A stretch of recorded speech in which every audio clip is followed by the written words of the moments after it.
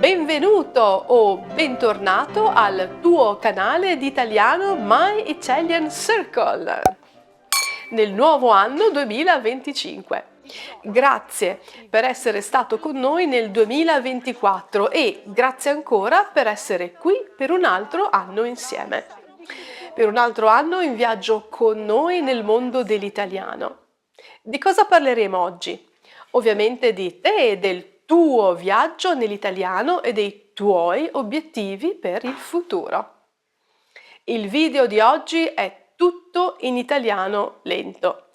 Anche se studi da poco l'italiano, non cambiare canale, attiva i sottotitoli e cerca di capire il senso generale. Il nostro obiettivo? Essere attivi con il nostro italiano subito, oggi.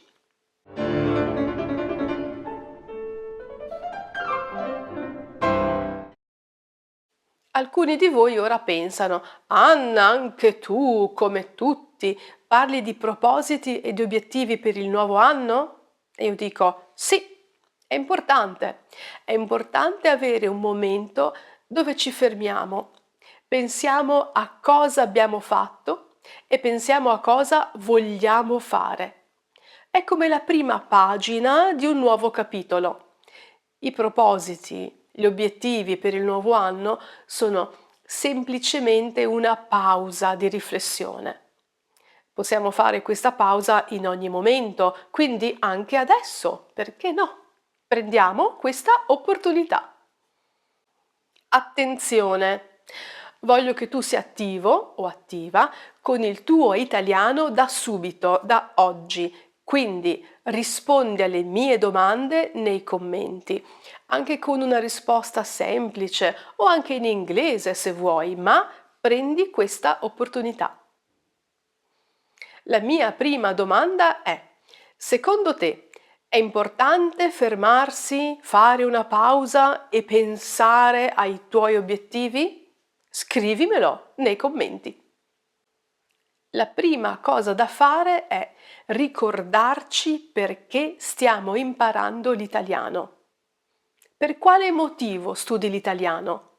Per quale ragione sei qui a guardare questo video? La domanda è importante per capire quanta strada abbiamo fatto e soprattutto dove vogliamo andare. Magari sei italo-americano e vuoi fare un viaggio in Italia, nella terra dei tuoi nonni. Se non sai ancora parlare italiano con sicurezza, non scegliere un obiettivo troppo distante, per esempio diventare C1 in 6 mesi. Non è realistico ed è frustrante. Scegli allora un obiettivo vicino, realizzabile, come parlare di te stesso in modo semplice. Che lavoro fai? Cosa ti piace? Parlare del tuo viaggio in Italia. Con un obiettivo abbastanza semplice e specifico è più facile valutare e apprezzare i tuoi progressi. Rispondi ora nei commenti a 2 domande. Quali sono le tue ragioni per studiare l'italiano? Quanta strada hai fatto finora? Primo, abbiamo deciso che è importante fare una pausa di riflessione. Secondo, abbiamo deciso di scegliere un obiettivo realistico per il nostro italiano. Ora, terzo, affrontiamo la questione tempo. Quanto tempo hai a disposizione? Quanto tempo puoi realisticamente dedicare all'italiano? Il tempo è un elemento importante anche per valutare i tuoi risultati. Se sei una persona che lavora, non è realistico pensare di studiare italiano 2 ore al giorno. Quindi il fattore tempo influisce sulla scelta dei tuoi obiettivi. Se lavori e hai poco tempo, non devi sentirti frustrato perché non sei ancora C1, per esempio, ma apprezza quello che hai imparato nel poco tempo che hai. Stabilisci realisticamente quante ore puoi studiare ogni settimana e decidi un obiettivo realistico per il mese, per esempio. Se invece non lavori più e hai molto tempo a disposizione, puoi individuare le aree più deboli e decidere di dedicarti a quel problema specifico per 2 settimane o un mese. Anche questo darà più senso al tuo percorso. Scrivi ora nei commenti: ti sei mai posto un obiettivo troppo difficile da raggiungere? Quale può essere invece il tuo nuovo obiettivo facile, vicino e realizzabile? Ora che abbiamo valutato il tempo che possiamo dedicare allo studio, dobbiamo concentrare i nostri sforzi su una cosa alla volta, massimo 2. Grazie a internet e a YouTube c'è tantissimo materiale per studiare l'italiano. Video, siti web, podcast, giornali, materiale che riceviamo via email, app, eccetera. Ma saltare da una cosa all'altra e fare tutto in modo superficiale non aiuta molto. Al contrario, ci sentiamo frustrati perché anche se abbiamo passato 2 ore al computer guardando video, ascoltando podcast, scaricando risorse gratis, non abbiamo veramente imparato niente.